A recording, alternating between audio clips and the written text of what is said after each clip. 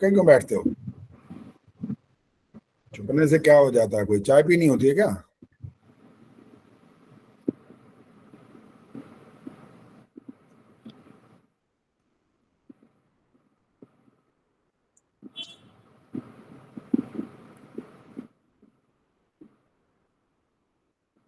आज मंत्र पाठ कराएंगी शशि प्रभा।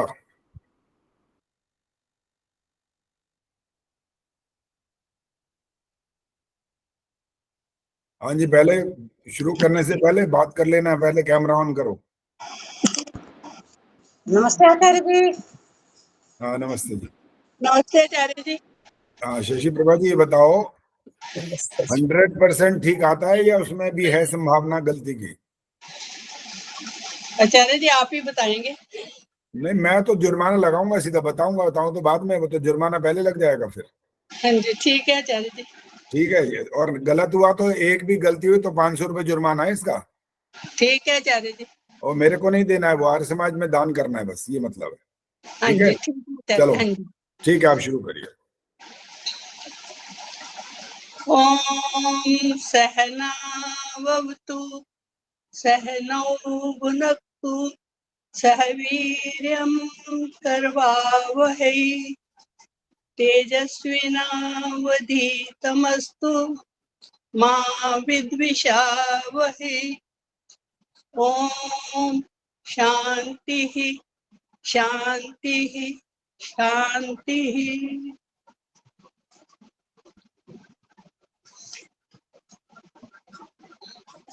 500 रुपये जुर्माना हो गया जी।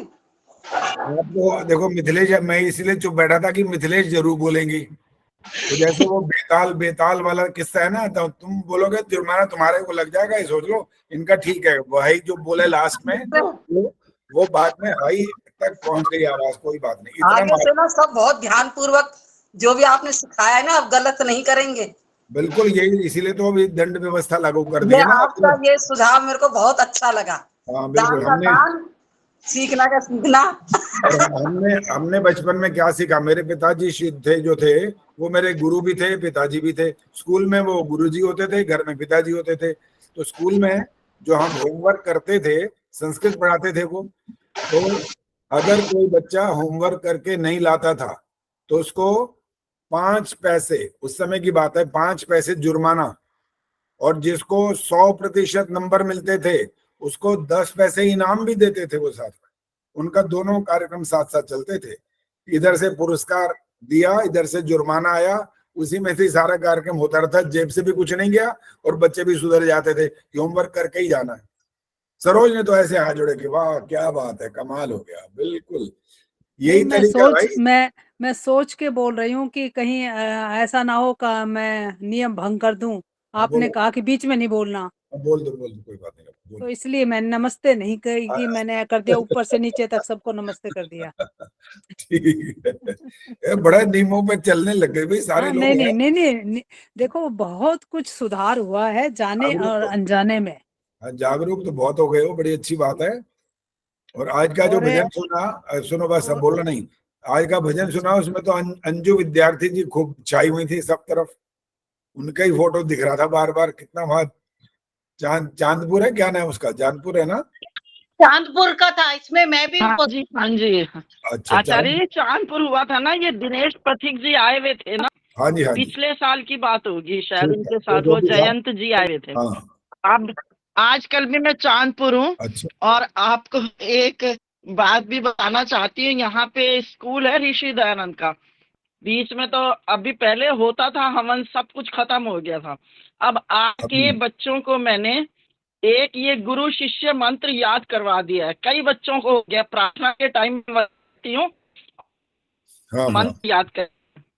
और चलो ठीक है, अब बहुत अन्न पते का शुरू किया है, भोजन मंत्र किया है, शनिवार के शनिवार यज्ञ करना शुरू किया है यहाँ पे। चलो बहुत अच्छा, क्योंकि बिल्कुल। पहले तो बलदेव जी थे तो वो काफी करवाते थे, पर अब धीरे धीरे ये वो तो सब यहाँ खत्म ही हो गया था एक तरह से। तो मैंने देखो जी, जो इसीलिए त्यागी एक तपस्वी महीने जब के होंगे ना हो गया। लोग, ठीक है जी, संक्षिप्त में, हाँ त्यागी जी, तपस्वी होने से ही कार्य सिद्ध होता है।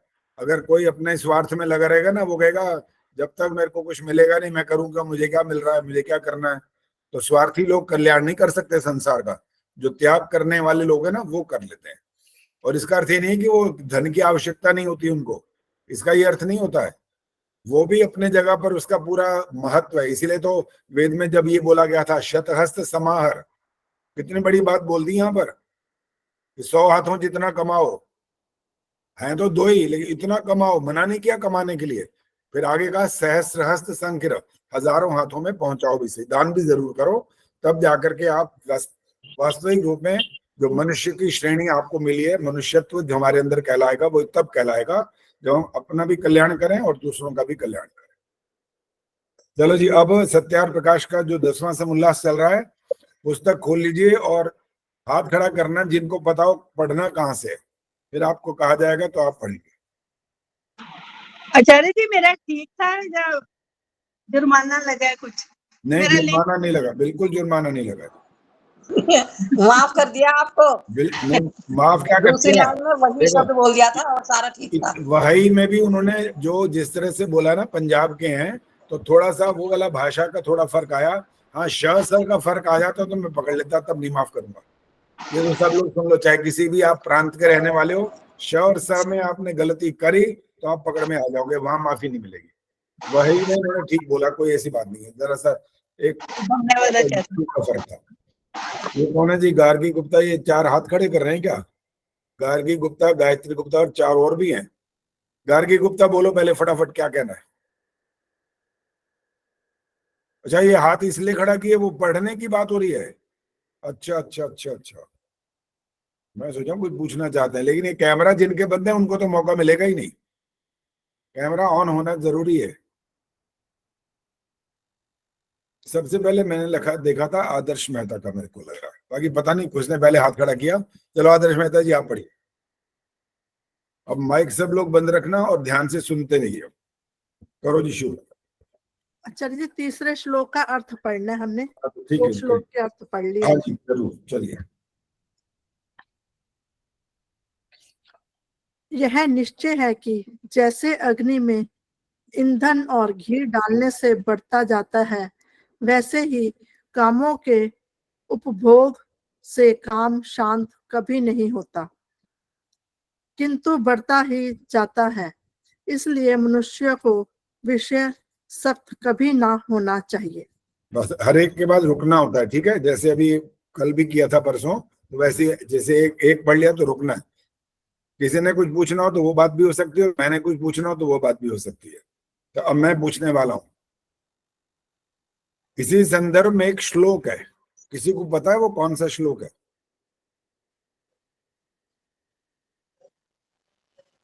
हाथ तो खड़ा नहीं हुआ अभी तक कोई भी। अच्छा अच्छा, आदर्श को मालूम है?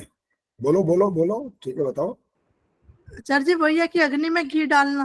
नहीं, श्लोक पूछा है, श्लोक है, इससे संबंधित श्लोक है। वो श्लोक कौन सा है ये पूछ रहा हूं मैं।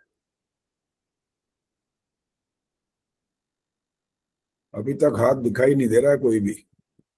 प्रेम जी भी ढूंढ रही हैं लगता है कहीं। प्रेम जी ढूंढ रहे हो? अच्छा हाँ भाई, सुधीर हाथ खड़ा है, उंगली खड़ी कर दी आपने तो। चलो बताओ, माइक ऑन करो पहले। ओम उद्बुद्ध स्वाग में प्रतिजागृही। आपने ये वाला जो अभी हमने पढ़ा, इसका अर्थ समझ में आया?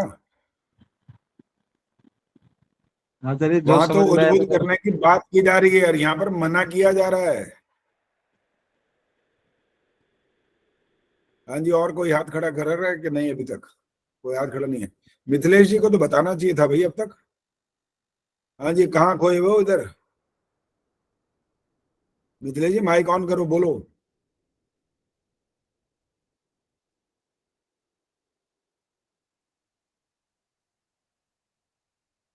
वो तो आ रहा है, कौन सा श्लोक? लाइनें तो आ रही हैं। कौन सा? अभी बताती हूँ। अब किताब में ढूंढोगे? किताब में ढूंढने का समय नहीं मिलेगा। हाँ जी, इंदिरा टांगरी जी कुछ अभी बोल, माइक बंद कर दो फटाफट। इंदिरा टांगरी जी क्या बोलना चाह रही हैं? हाथ खड़ा किया था इन्होंने। आचार्य जी नहीं, आचार्य जी ये पता नहीं कैसे ऑन हो गया। 4 लाइनों का श्लोक है जी ये। हाँ तो बताओ कौन सा है, वही तो चार पूछ रहा लाइन हूँ। नहीं सुने? हाँ बोलो, 4 लाइन में ठीक है, चलो आगे। अभी थोड़ी देर में याद आएगा। मैं तो इसको बहुत गाती हूँ जो आप बोल रहे हैं, पूछ रहे हैं। अच्छा, जो श्लोक है वो भी समझ आया नहीं है कौन सा। बस एक शब्द बोलूंगा तो पता लग जाएगा इसका मतलब। हाँ जी बिल्कुल, फिर तो मैं सारा सुना दूंगी। फिर सारा सुना दोगे। चंद्रकांता जी है कुछ ध्यान में? निर्मला देवी जी कुछ लग रहा कहेंगे। था वो में भुगतवान, अब वो बोला पूरा याद यही नहीं है। हाँ बिल्कुल बिल्कुल, ठीक है, यही है। अभी पहले निर्मला पहले रुक जाओ, निर्मला देवी जी बोलो। भोक्तम भोगा वाला ही है आचार्य जी। नहीं ऐसे नहीं होता, भोक्तम नहीं चलेगा। हाँ देखो मैं सुनाती हूँ। चलो आप सुनाओ। न भुक्ता वयमेव भुक्ता, तपो न तप्ता वयमेव तप्ता, जीर्णो न जीर्णा वयमेव जीर्णा। एक और रहेगी। आशा न जीर्ण है कि जीर्णो न जीर्ण है, क्या है? नमस्ते आचार्य जी। हाँ जी, नमस्ते। जीर्णो न जीर्णा वयमेव जीर्णा। चलो कोई बात नहीं, कुछ कुछ शब्द आचार्य बदल जी भी एक सकते और हैं। लाइन रह गई है। भोगो न कालो न रहेगी। भुक्ता याता वयमेव वयम भुक्ता, तपो कालो न न तप्ता याता वयम वयमेव यता तप्ता। हाँ ठीक है। कालो न हो याता गई वयम 4 लाइनें। यता। वह में भी आता है, बिल्कुल ठीक है। हाँ, ये तो ये जीर्णा जो वाला भाग तो आई थी। ठीक है जी, ये जो यहाँ पर हमें संकेत किया गया है इस अर्थ के माध्यम से, मनुस्मृति के उस श्लोक के माध्यम से ये बता दिया गया कि ईंधन और घी डालने से बढ़ता है वो अग्नि पदार्थ, आगे बढ़ता है, ऊंचा चला जाता है। तो कामों के उपभोग से काम शांत नहीं होता है। जितनी इच्छाएं बढ़ाते जाओगे ना तो फिर वो शांत नहीं होंगी। कहो ये इच्छा पूरी हो जाए, फिर दूसरी तैयार खड़ी होती है। और लोगों की अकल ये कहती है कि हाथ जोड़ के खड़े हो जाते हैं, भगवान का मंदिर जिसको समझते हैं वो, कि भगवान जी सामने खड़े हैं और एक कुछ मांग लेते हैं और बाई चांस वो बात पूरी हो जाए तो फिर आके खड़े हो जाते हैं, भगवान जी बड़ी मेहरबानी, एक दे दिया एक और दे दो। यही चलता रहता है सारी उम्र। समझते हैं कि भगवान जी दे रहे हैं, भगवान जी नहीं देते। वो सुन ही नहीं सकते, वो देंगे क्या? जो कोई सुन भी नहीं सकता तो वो थोड़ी आपको दे रहा है। वो तो आपका कुछ ना कुछ पुरुषार्थ चल रहा होता है जिसके वजह से आपको वो प्राप्ति होती है। इसलिए अंधविश्वास जो है इसको भी हटाने का प्रयास करना चाहिए, चाहे वो दूसरे लोग हों चाहे आप आरे लोग भी हों। कहीं भी इस प्रकार का कोई भाव आता है तो ये नहीं समझ लेना चाहिए कि मैंने प्रार्थना की है, शब्द बोले और ईश्वर ने दे दिया। ऐसे ईश्वर कभी नहीं देता। इसलिए इंग्लिश की इस कहावत में बिल्कुल ठीक कहा गया है, God helps those who helps themselves. आपकी सहायता भगवान ऐसे नहीं कर देता, आपको आंतरिक शक्ति देता है वो। आप प्रार्थना करते हैं तो आपको शक्ति दे देता है वो, और आप उस पुरुषार्थ को जब आप करते हैं तो आप सफल हो जाते हैं। ये होता है उसका देने का तरीका। ये नहीं है कि किसी आदमी को भेज देगा, लो जी आपको जो आपने मांगा था वो आपको मिल गया, तो आपने कहा ईश्वर आपने मेरी मनोकामना पूरी कर दी। ईश्वर ऐसे मनोकामना पूरी नहीं करता है। चलो जी आगे बढ़िए। जी। जो अजितेंद्रिय पुरुष है उसको विप्र दुष्ट कहते हैं। उसके करने से ना वेद ज्ञान, ना त्याग, ना यज्ञ, ना नियम और ना धर्माचरण सिद्धि को प्राप्त होते हैं, किंतु ये सब जितेंद्रिय धार्मिक जन को सिद्ध होते हैं। एक तो एक शब्द विशेष आ गया, विप्र दुष्ट। तो इसका ध्यान रखना है, और जब आपको परीक्षा आपकी ली जाएगी वहां पर भी ऐसे प्रश्न आएंगे तो यहाँ बता दिया विप्र दुष्ट कहते किसे हैं। रामधारी जी बताएंगे विप्र दुष्ट किसे कहते हैं।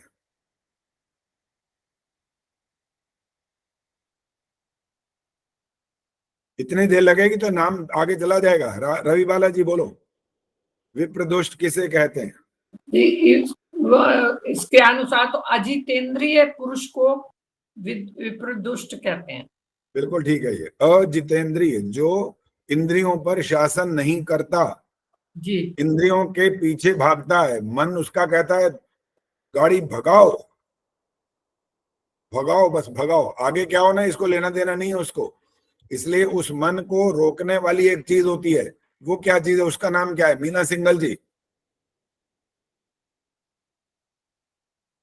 इतनी देर लगाओगे तो नाम आपका पट चला जाएगा आगे। इतने देर लगाने का नहीं है। जिस प्रश्न सुनो, कैम माइक ऑन करो और बताओ। दमयंती गुप्ता जी बोलिए। आचार्य जी आत्मा। बहुत आगे बढ़ गए, बहुत जल्दी। वैसे तो आत्मा के बगैर कुछ होना नहीं, ये बात तो ठीक है, लेकिन अभी इस पर रोक लगाने वाली चीज का नाम कुछ और था। रानी शर्मा बताएंगे। जी मन।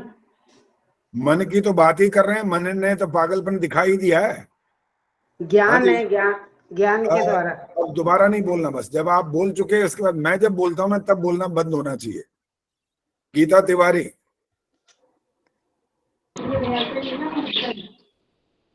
क्या बोला? अरे माइक इतनी जल्दी बंद मत करो, सुनाए, सुनने तो दो, क्या बोला है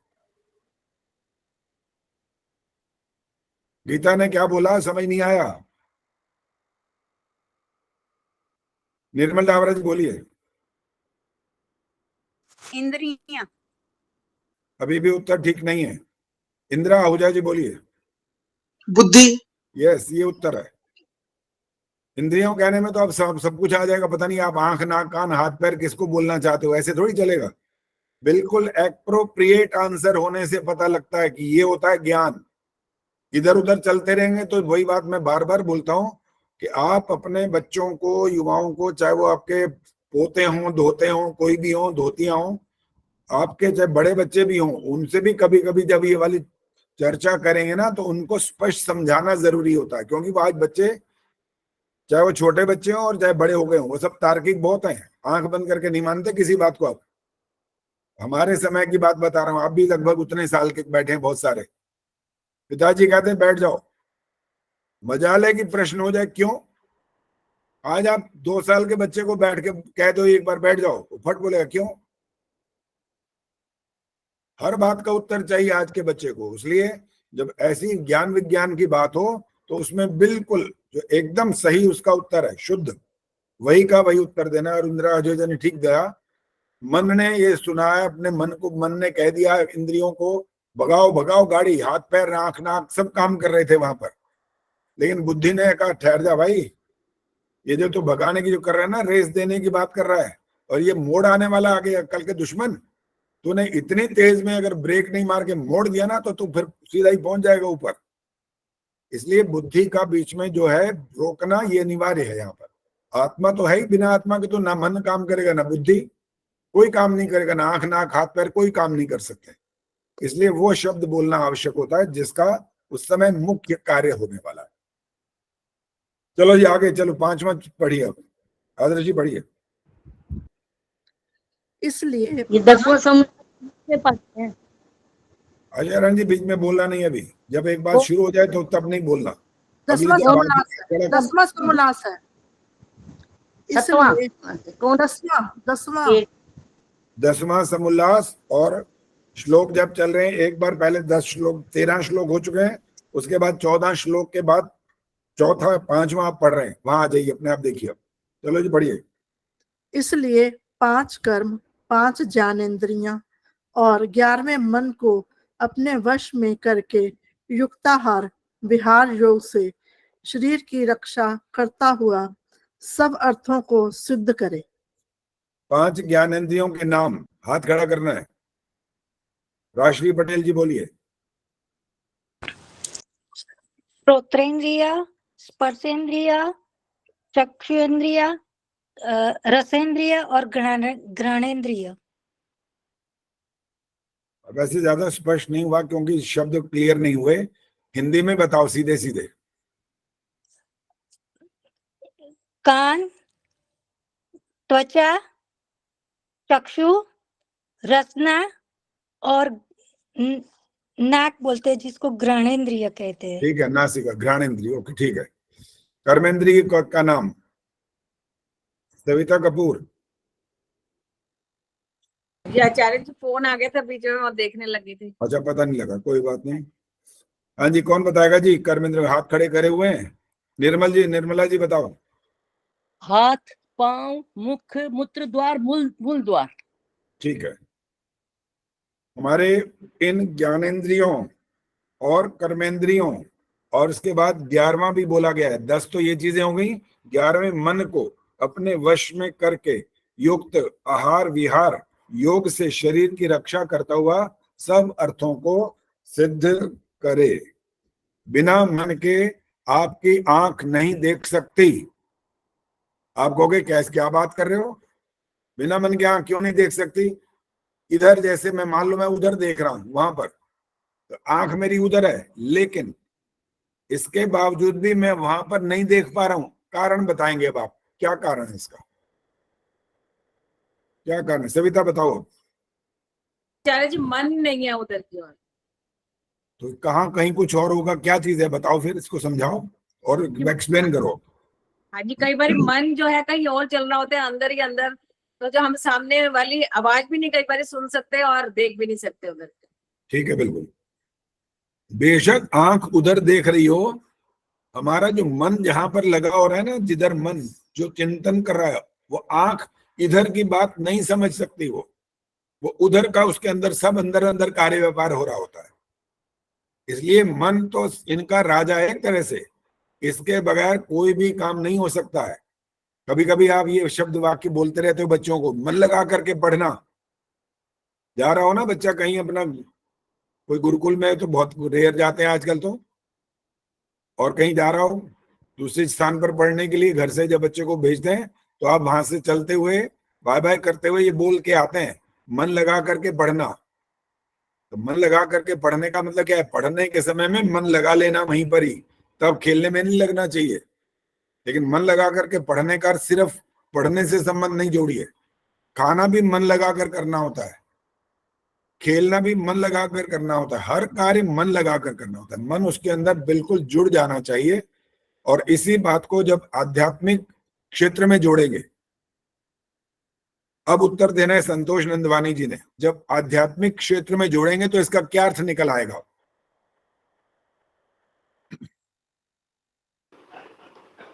नमस्ते आचार्य जी। नमस्ते जी। इसका आध्यात्मिक क्षेत्र में यह अर्थ निकलेगा कि एकाग्रचित होकर हमें ईश्वर की तरफ ध्यान करना और शुभ कर्म करने में प्रेरित होना। ठीक है, थोड़ा सा अपने ढंग से आपने व्याख्या कर दी, गलत नहीं है, बिल्कुल ठीक है। जब संध्या करें, यज्ञ करें, कोई भी और कार्य करें, आध्यात्मिक क्षेत्र में जब बात कर रहे हैं आप, तो उसमें आपका मन वहां लग जाए। लेकिन असल में होता क्या है, जब संध्या करने बैठ जाते हैं ना, तो वहां मन लगता नहीं है, नाम मात्र लगता होगा, उसके बाद फिर भागता है इधर से उधर, क्योंकि हमने उसको पकड़ने का, रोकने का अभ्यास किया नहीं है। अभ्यास वैराग्याभ्याम तन निरोधा, योग दर्शन का सूत्र है ये। अभ्यास और वैराग्य से उनको रोका जा सकता है। वैराग्य क्या करेंगे, वैराग्य का क्या अर्थ होगा, ये वाला प्रश्न आ रहा है सामने। रचना बताएंगे वैराग्य का क्या मतलब है यहाँ पर? आचार्य जी नमस्ते। नमस्ते। वैराग्य का मतलब है विवेक ज्ञान, तत्व ज्ञान। ये वाला बहुत कठिन वाला शब्द नहीं चाहिए अभी, सरल बोलो, बच्चा समझ जाए, वो वाला उत्तर दिया करो। बेशक ये वाला बोलो, मना नहीं है, लेकिन उसके बाद एक्सप्लेन करो फिर। कि जो हम अपनी बुद्धि से मतलब अच्छा बुरा विवेक के द्वारा जो ग्रहण कर सके वो। चलो सुनीता जी भी हाथ खड़ा करें, देखते हैं वो क्या कर रही है। राग और विषयों से अनासक्ति को वैराग्य कहते हैं। अभी भी कठिन वाली भाषा ही है, और नहीं बोलना, जितना बोलने का समय मिले उसी में बताना है, जो कुछ बताना है। व्याख्या करो, मना नहीं है, लेकिन एक बार में बोलना है। उर्मिल जी बोलो। नमस्ते आचार्य जी। हाँ नमस्ते जी। सांसारिक विषय वृत्तियों से मन को हटाना, इधर उधर मन को ना भटकाना।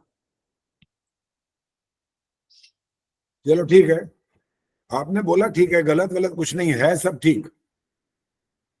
जब आप किसी व्यक्ति विशेष के लिए बोलते हैं ना, उसने वैराग ले लिया, तब इसका क्या अर्थ होता है? चंद्रकांता जी बताएंगे, तब क्या अर्थ निकलेगा इसका? वैराग्य उसने ले लिया, मोह माया को छोड़कर, मोह माया को छोड़कर। हाँ, त्याग, त्याग वाली भावना आ जाती है वहां पर, त्याग पूर्ण वृत्ति से। इस प्रकार का जो कार्य करता है व्यक्ति, यहाँ पर जब आपको वैराग्य वाली बात समझाई गई है, योग से शरीर की रक्षा करता हुआ सब कार्यों को सिद्ध करे। तो हमने जिन बातों को अभी अलग अलग शब्दों के रूप में बोला, अभ्यास वैराग्याभ्याम तन निरोधा, अभ्यास करना होगा बार बार बार बार। और ये अभ्यास करने का मतलब क्या निकलेगा?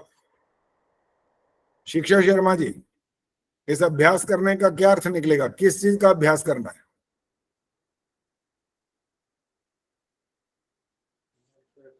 मन को एकाग्र करना,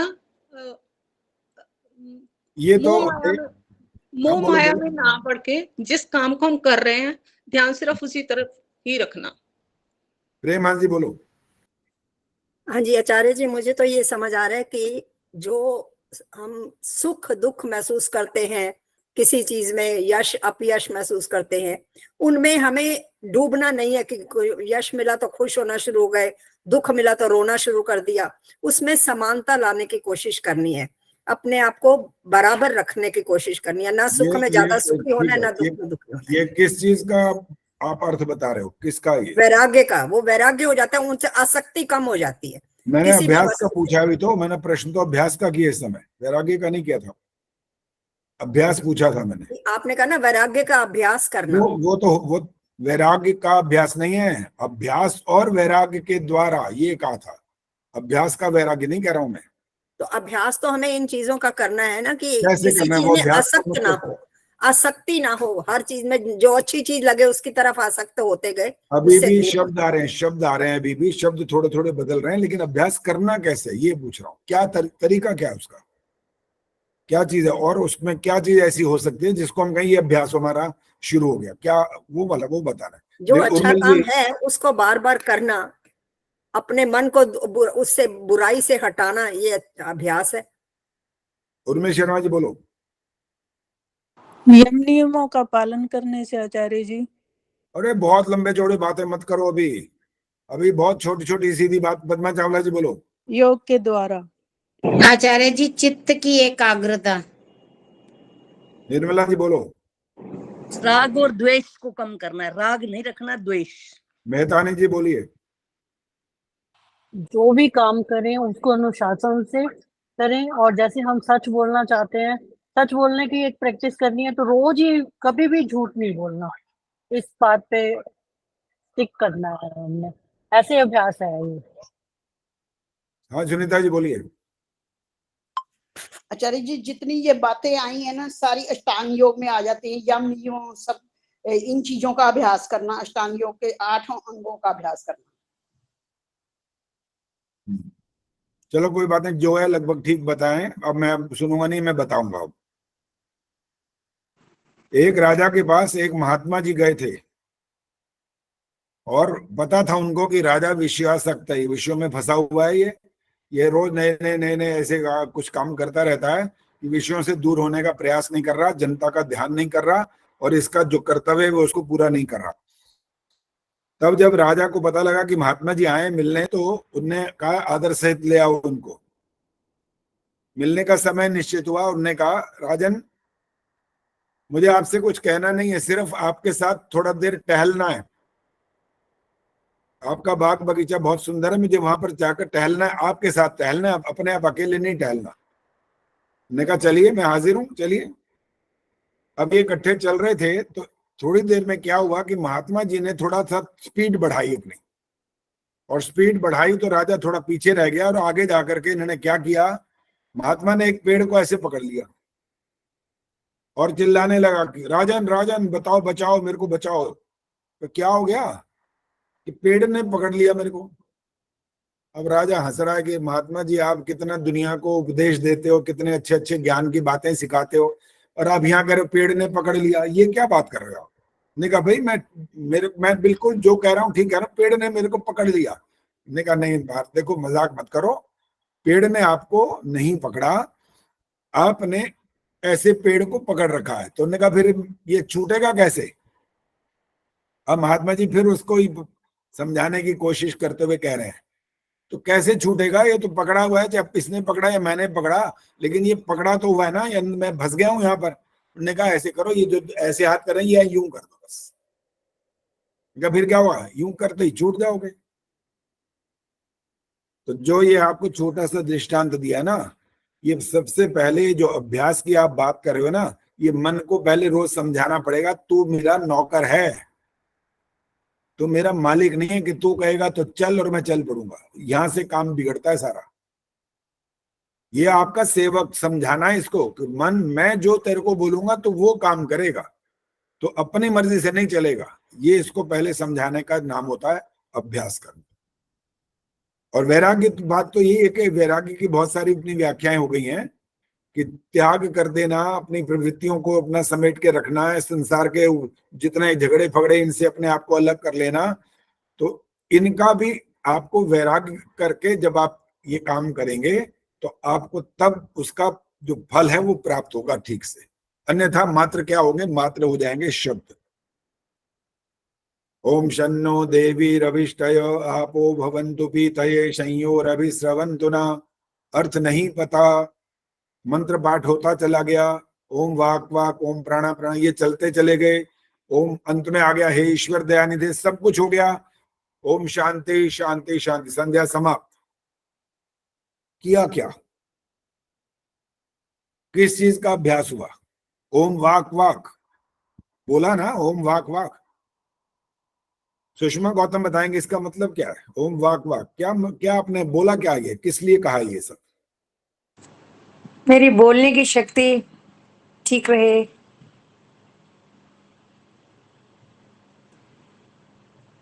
अब मैं गलत अर्थ तो नहीं बोलूंगा, लेकिन ये अधूरी बात है। अच्छा। मेहतानी जी बोलो। वाणी से मैं सदा सच बोलूं, वाणी में मिठास रहे। चलो, ये तो हमारी सांसारिक कुछ चीजें ऐसी भी होती हैं जिनको हम प्रयोग करते रहते हैं, कोई बात नहीं, ये भी ठीक है। अंजू बताएंगे अब। यहाँ पर जब हम ओम वाक वाक, ओम प्राण चक्षु सब बोल रहे हो ना, जो कुछ उससे जो अर्थ है वो बताओ, बस उसके अलग नहीं चलना, अभी सांसारिक अर्थ नहीं चाहिए अभी। मेरी वाणी को पवित्र करो। रचना बोलो। आचार्य जी यही है, मेरी वाणी जो है वो शुद्ध हो, पवित्र हो, वेद वाणी हो। सुशीला माइक बोलिए। अंजू माइक बंद कर दो, माइक बंद कर दिया करो बोलते ही। आचार्य जी ईश्वर से प्रार्थना करते हैं मेरी वाणी में बोलने का गुण और चखने का गुण बना रहे। बोलने का गुण और चखने का, रसना है ना। अच्छा, यहाँ पर वाणी का मतलब यही है, ओम वाक वाक। चलो मिथिलेश जी बताएंगे। ये कह रहे हैं कि वाणी जो है ना कर्मेंद्रिय और ज्ञानेंद्रिय दोनों है, इसीलिए उन्होंने वाक वाक का प्रयोग किया है। अच्छा, ये अर्थ है। इंदिरा जी आप बोलो, या डांगरी जी। आचार्य जी मेरी वाणी से सदा तेरा नाम निकले प्रभु के लिए, और मैं जब बोलूं मैं सत्य बोलूं और आपको हमेशा आपका शुक्रिया करता रहूं, मैं ऐसा समझती हूँ। बाला जी बोलिए। मेरी वाणी में बोलने, मुंह में बोलने की शक्ति बनी रहे। निर्मल डावरा जी बोलिए।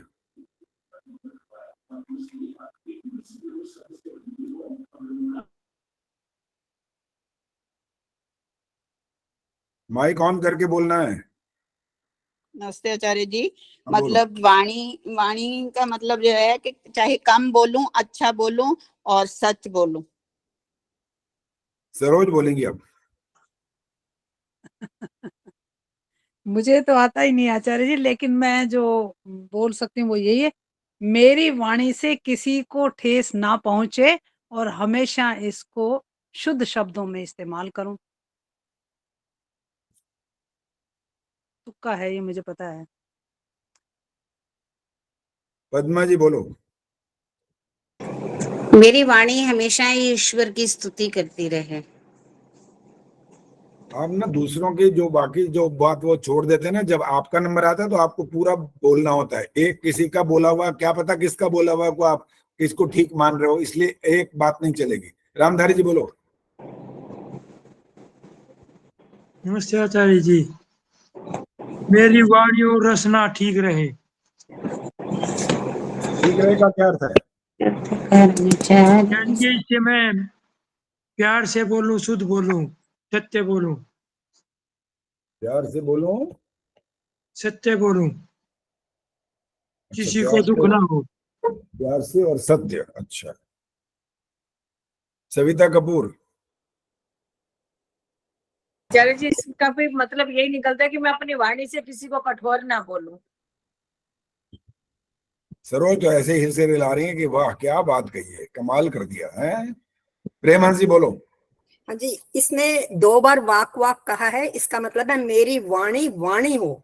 उसका तात्पर्य यह है कि जिह्वा जो है वो रसना बनकर रस का संचार करती रहे। जिह्वा रसना बनकर रस का संचार करे, क्योंकि उपनिषदों में जो है वाणी को सार तत्व कहा है जीवन का। क्योंकि वाणी जो है हमें रिप्रेजेंट जैसे करते हैं ना हम अपने आप को, व्यक्तित्व को, तो वाणी को सार तत्व कहा है और कहा है कि इस सर्वाधिक व्यापक रूप जो है वो वाणी का है इस शरीर में, इसलिए कहा मेरी वाणी। ठीक है, एक मिनट लूंगी आपका। अभी नहीं, अभी नहीं। पूजा जी बोलो, पूजा जी जल्दी ऑन करो, फटाफट बोलो। हाँ जी आचार्य जी, आचार्य जी मेरी बात पूरी नहीं हुई थी। अच्छा, नहीं ज्यादा बोलना नहीं है, थोड़ा संक्षिप्त नहीं, एक ही वाक्य बोलना है, एक ही वाक्य बोलना है। हाँ बोलो, चलो। वो ये मैं कहना चाहती थी कि ये जो कहा गया ना वाणी सांसारिक तत्वों से जो लिप्त हो गई है, वो सत्य की ओर उसका आह्वान किया है, मेरी वाणी वाणी हो जाए। ठीक है, पूजा जी बोलो। हाँ जी, इसमें 2 बार वाक वाक बोला गया है। इसमें कहा गया कि मेरे मुंह का दायां और बायां भाग दोनों ही तंदुरुस्त रहे, ठीक ठाक। ये दायां और बायां मैं समझ नहीं आई, ये क्या है? दायां भाग और बायां भाग। नहीं, दाएं में कोई, दायां बाएं इसमें तो नहीं लगता, नाक में तो फिर भी लगता है दायां और बायां, मुंह में तो दायां बायां नहीं दिखाई देता। कान में भी दिखता है, आंख में भी दिखता है। बुक में पढ़ा था आचार्य जी, मैंने एक बुक में पढ़ा था, तभी मैं वो लिखने वाले कुछ भी लिख देंगे, उनकी बातों को हम उतना महत्व नहीं दे सकते। हमें तो वैदिक अर्थ मेरी वाणी में बोलने की शक्ति बनी रही, बस मेरा तो ये है कहने का। अच्छा चलो, कुछ तो लोगों ने, जिन्होंने आपने कहा कोई एक बोलता है, कोई दोनों बोलता है, तो पता नहीं दूसरे में क्या चीज बोल जाता है। और अब सुन लीजिए बस अब। हाँ जी, रानी शर्मा जी बोलो, आपने हाथ खड़ा किया, इसके बाद नहीं पूछूंगा। मेरी वाणी बल और यश से युक्त रहे। बल और यश से युक्त रहे, चलो ठीक है। बहुत सारी बातें ठीक भी हैं, ऐसा नहीं कि किसी ने कुछ नहीं बताया, बहुत कुछ ठीक भी बताया। यहाँ पर वाक बोलने का अर्थ होता है, एक तो वाणी में बल यानी बोलने की शक्ति, और दूसरा है पवित्रता, क्या बोलें, इससे बकवास ना करें, मतलब उलझुल ना बोलें, गालियां ना निकालें, अच्छे शब्द बोलें, अच्छी बातें बोलें। एक तो बोलने की ताकत, कोई ऐसा होता है ऐसा करता है बेचारा, बोल नहीं पाता, एक तो ये बोलने की शक्ति हो गई, और दूसरा है पवित्र, जो कुछ बोलो शुद्ध, पवित्र, अच्छा, नेक, दूसरों का कल्याण, मीठी वाणी, अब सब आ जाएगा इसमें। तो इसलिए आपको 2 बार ये जो बोलने की बात कही है, इसका ये अर्थ होता है। चलो ये 5 हमारे हो गए अभी, अब आगे चलते हैं। एक मन के बारे में पूछ लूं प्रश्न आपसे। मन पूछो के जी, बारे पूछो। हाँ पूछो। मन, कहा जाता है कि मन एक समय में एक ही काम करता है, लेकिन कई बार कई काम भी हो जाते हैं, ये क्यों है? वो 2 उदाहरण दो पहले, जो कई काम होते हैं बताओ। जैसे हम जो है रोटी बना रहे हैं, तो उसके बाद हम सब्जी को भी देख लेते हैं, या किसी को खाना भी दे देते हैं, तो एक 3-4 तरफ चला गया वो मन। सुनो सुनो सुनो, ये जो मन है ना, मन बताता हूँ असल में करता क्या। आपको लग रहा है अब एक मन से इसका जो विभाग करेंगे ना, समय का विभाजन, तब पता लगेगा कि कितने छोटे से समय के विभाजन में ये क्या काम कर जाता है। इतना सूक्ष्म होता है ये मन। आपको लग रहा है रोटी भी बना रहे हैं, सब्जी भी ऐसे हिला रहे हैं, इधर रोटी भी देने चले गए, तो आपका जिधर जाना हुआ है ना, उधर जिस तरफ रोटी देने के लिए, आपका मन अगर यहाँ सब्जी में लगा ना, अभी ठोकर खा के गिरोगे, नहीं दे सकते। वहां मन आपका उस रास्ते की तरफ चला गया पहले, फिर आपने जिसकी थाली में रोटी डाली है ना, अब आपका हाथ वहां पर, उस मन वहां पर चला गया। मन बहुत सूक्ष्म है, बहुत गति से काम करता है। देखो मैं यहाँ बैठा हूं और मेरे को कुछ दिन के बाद जाना है दुबई, पहुंच गया मैं दुबई, देख लो, बोलते ही मैं दुबई पहुंच चुका हूँ। बैठा तो यही मैं आपके सामने बात कर रहा हूँ, लेकिन बोलते ही मेरे सामने वो बाई एयर जैसे मैं गया था और कहाँ उतरा था, सारा सीन सामने आ गया। कितनी देर लगी? एक क्षण, इतना छोटा सा समय होता है ये। इसलिए मन एक समय में एक ही काम कर रहा होता है। हमें लगता है हम एक साथ बहुत सारे काम कर रहे हैं, नहीं कर सकते। एक समय में एक ही काम होता है, और जिस काम में हम लग जाते हैं, वास्तव में सफलता उसी में मिल पाती है। और मन एकाग्र नहीं होता, तभी तो हम उसमें सफल नहीं हो पाते हैं। चाहे वो संसार की आपकी पढ़ाई हो, चाहे आपका हवन करना हो, चाहे आपका जाप करना हो, चाहे कुछ भी करना हो। इसलिए सफलता नहीं मिलती, क्योंकि मन वहां रुका रहता ही नहीं है, मन तो भागता रहता है इधर उधर। 1 सेकंड में भागता, यूं देर नहीं लगाता वो। चंचल में मना, चंचलो ही में मना, ये बोला गया है ना। चंचल है बहुत, भागता है फटाफट। चलो जी आगे, अब कौन पढ़ेगा? एक चीज पूछ रही थी आचार्य जी। हाँ जी, क्या सविता क्या बोली है? आचार्य जी, क्या सपने जो आते हैं वो भी मन से ही देखते हैं हम कि बुद्धि से देखते हैं? अगर आप सपने में उड़ रहे हो, और उड़ते भी हैं, सपने में हम उड़ते भी हैं, हाँ जी। हवा में उड़ रहे होते हैं, ऐसे ऐसे करके उड़ रहे होते हैं, लेकिन वास्तव में हमारी बुद्धि क्या कहती है? उड़ सकते हैं? नहीं, उड़ नहीं सकते, मन से देखते हैं ना। हाँ, हम देखते तो मन के माध्यम से ही है। और उस समय में निद्रा भी नहीं होती है, ध्यान रखना है। सपना आता ही तब है जब नींद ना हो। गाढ़ निद्रा जब होगी ना, तब आपको स्वप्न नहीं आ सकता। स्वप्न का मतलब ही है कि नींद नहीं है इस समय। ऐसी नींद है जो हमारी गाढ़ निद्रा, सुषुप्ति कहते हैं, वो नहीं है।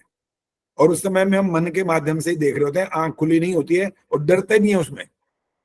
खाना पीना, लड़ना भिड़ना, ये वो सब काम हो रहे होते हैं वहां पर, और उल जलूल काम भी हो जाते हैं वहां पर। जैसे मैंने उड़ने की बात की है, हम उड़ रहे होते हैं, और कई बार ऐसा होता है मॉब आ रहा है पीछे, सब भाग गए, सब आगे निकल गए, हम वहीं फंसे, उड़े चल ही नहीं पा रहे हो, तो वहीं गिरते हैं बार बार। और उसके बाद हमारी आंख खुल जाती है, और डर के कारण से हमारी उस समय आंख भी खुलती है। मतलब पक्षियों को उड़ता हुआ देखते हैं, तो इसके लिए हमारा भी मन कर रहा था, अगर हम भी उड़ लेते तो वो स्वप्न के अंदर ये बात हमारी पूरी हो जाती है। इसका कारण ये होता है वो मन के कारण से। ये सारा जो आप बोले ना, किससे देखते हैं? बुद्धि तो वहां पर क्या निर्णय थोड़ी करना है किसी बात का, वहां तो सो रहा है व्यक्ति, तो जाना नहीं, आना नहीं, लड़ना भिड़ना कुछ नहीं करना। जो स्वप्न में चल रहा है वो मन के माध्यम से जाना जा रहा है, बस। हाँ जी, आगे चलें अब। हाँ जी, रवि बालाजी क्या बोलना है? माइक ऑन करके बोला करो, कैमरा भी ऑफ हो गया। अभी भी ऑन नहीं हुआ है माइक।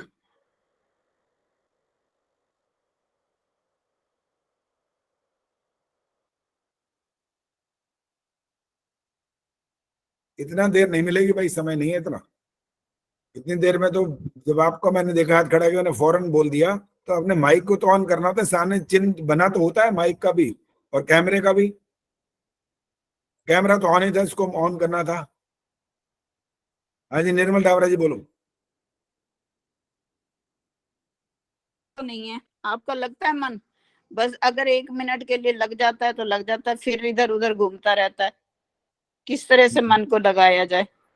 अभी बताया तो था, मन को समझाना पड़ेगा ना।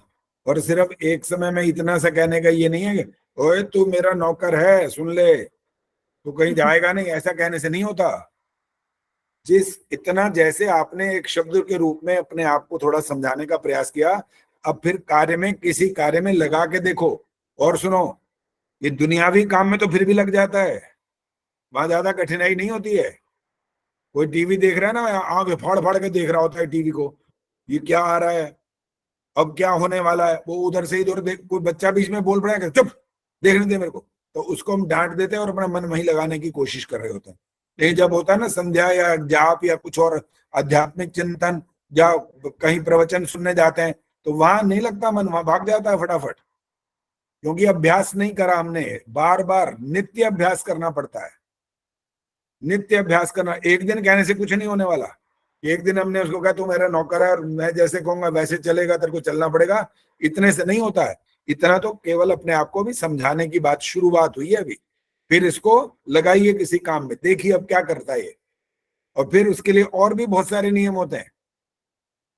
सविता ने एक दिन बात ये वाली बोली थी, या किसी ने आप में से बोली थी, जैसे संध्या करने की बात कर रहे हो, कपड़े, स्थान, समय, वहां पर ऊल जलूल, उबड़ खाबड़, खटपट वटपट कुछ ना हो। ये सारी बातें आपके मन को एकाग्र करने में सहायक हो जाएंगी। और ये चलती रहेंगी तो मन आपका जितना मर्जी बोलो तू मेरा नौकर है, कुछ नहीं करेगा ये। इसके अनुकूलता भी चाहिए ना इसको, जो आप उसको वैसा माहौल नहीं दोगे, वातावरण नहीं दोगे, तो कैसे मान लेगा ये। उसका वातावरण भी तो वैसा आपको बनाना पड़ेगा। अभी हमने अंजू जी ने बोला था, जिनका भी नाम लिया था अभी वहां पर, और मैं प्रभु आशीष जी का भी नाम ले रहा हूं यहाँ पर, वो तो बकायदा नियम ऐसा बनाते थे, इतना कठोर नियम होता था कि बेल्ट पहनी है ना पैंट में, अगर आप पैंट नहीं बदल सकते तो बेल्ट तो उतारो, कम से कम बेल्ट उतारनी पड़ती, चमड़े की चीज नहीं पहनने देंगे आपको ये जीविती पर बैठने में। और फिर कई जगह तो इतना कठोर होता कि धोती पहनो, पहले धोती पहनो, धोती पहनो, उतारो ये धोती, वो दे देंगे आपको, उनके पास है, रखिए, बहुत सारी रखी है कि आपको ये वस्त्र पहनने हैं। और कहीं कहीं तो इतना और कठोर कि पीले वस्त्र ही पहनने पड़ेंगे एज में, दूसरे नहीं पहन सकते। तो अपने अपने स्थान के अपने अपने नियम होते हैं, बिना नियम के कार्य नहीं हो सकता है कुछ भी। आप जिन नियमों का पालन भी करते हो ना, जो सड़क पर खड़ा होता है वो पुलिस वाला, वो नहीं खड़ा हो ना तो रेड लाइट देखते हैं हम, भाग लेते हैं फटाफट कि कौन देख रहा है। जब ये वाली स्थिति होती है ना, तो ये मन को हमने अपने को समझाया नहीं अभी कि वो खड़ा हो या ना खड़ा हो। नियम क्या कह रहा है? नियम कह रहा है रेड लाइट का मतलब रुक जाओ, रुको, नहीं तो क्या होगा, नहीं तो हो सकता है ना, होगा या नहीं होगा ये पता नहीं, लेकिन हो तो सकता है ना, वो एक्सीडेंट हो सकता है, मृत्यु हो सकती है, गाड़ी टूट फूट सकती है, आपके माध्यम से कोई और मर सकता है, सारे काम हो सकते हैं वहां तो। इसलिए नियम का पालन करने से मन आपका उस स्थान पर टिकने की संभावना बढ़ती है। नियम नहीं फिर कुछ नहीं, कुछ नहीं होगा फिर। सुधीर तुम्हारे पास वो है सत्यार प्रकाश? माइक ऑन करके बोलो। हाँ आचार्य जी। अब पता है कहाँ से पढ़ना है, कौन सा है? आचार्य जी है नहीं मेरे पास सत्यार प्रकाश। अभी अभी तो है करे, फिर करे अब है नहीं। नहीं मैं कह रहा था अभी है नहीं मेरे पास। अच्छा है नहीं, ठीक है। बस एक आधा और पढ़ेंगे फिर अपनी बातचीत पर आ जाएंगे। दमयंती गुप्ता जी पढ़िए।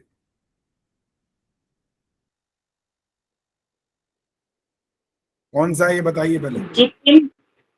जितेंद्रिय हाँ जी, उसको कहाँ से कहते पढ़ना है? हैं राजा जी, हाँ, ठीक है। छठा वाला। अच्छा, ठीक जितेंद्रिय है। उसको कहते हैं कि जो स्तुति सुन के हर्ष और निंदा सुन के शोक, अच्छा स्पर्श करके सुख और दुष्ट स्पर्श से दुख, सुंदर रूप देख के प्रसन्न और दुष्ट रूप देख के अप्रसन्न, उत्तम भोजन करके आनंदित और निकृष्ट भोजन करके दुखित, सुगंध में रुचि और दुर्गंध में अरुचि नहीं करता।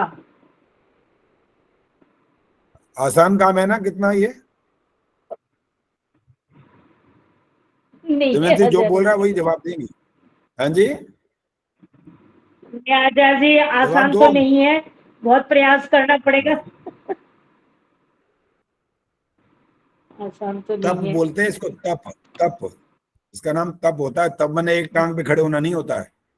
जो ये सब कुछ कर लेता है ना वो तपस्वी होता है।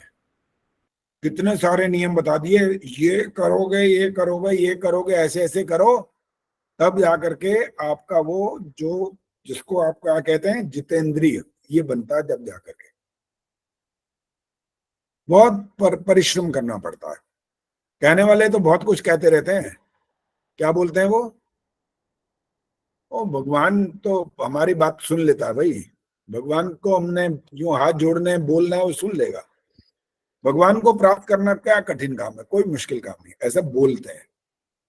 इन सबसे मुश्किल काम दुनिया में यही है, सबसे कठिन काम है ये। जैसे अभी अंजू ने बोला ना, या किसी ने बोला यम नियम, हाँ सुनीता जी ने बोला था, यम नियम आसन प्राणायाम प्रत्याहार धारणा ध्यान समाधि, ये सब करने का मतलब क्या होता है पता है? कितना मुश्किल काम होता है। यम नियम यहां से प्रारंभ हो जाएगा। अहिंसा, और अहिंसा सिर्फ एक तरह की नहीं होती है। अब आपको बताना है वो कितने तरह की होती है। सोधा त्यागी बोलेंगी अहिंसा कितने तरह की होती है, उनके नाम बोल दो बस।